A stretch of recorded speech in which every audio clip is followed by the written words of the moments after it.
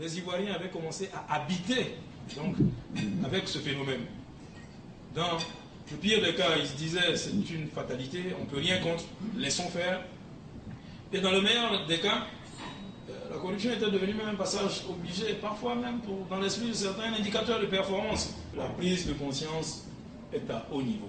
Le président de la République et le Premier ministre sont parfaitement conscients que la Côte d'Ivoire doit travailler à remonter son handicap. Au fil des interrogatoires et réactions, Maïté Sindou a expliqué les initiatives prises par le gouvernement, notamment la mise sur pied de la haute autorité de la bonne gouvernance. La décision qui a été prise par le gouvernement, donc, de déclencher un plan de réforme du système judiciaire ivoirien. C'est très attendu.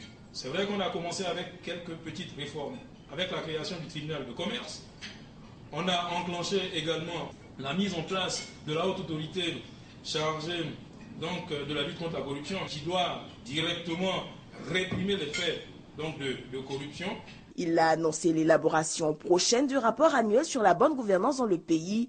Il devrait, sans voile, exposer les ministères et institutions les plus interpellés pour les cas de corruption et mauvaise gouvernance. Maïté Sindou a pour finir interpellé tous, acteurs publics et du privé, à s'impliquer dans cette quête de bonne gouvernance.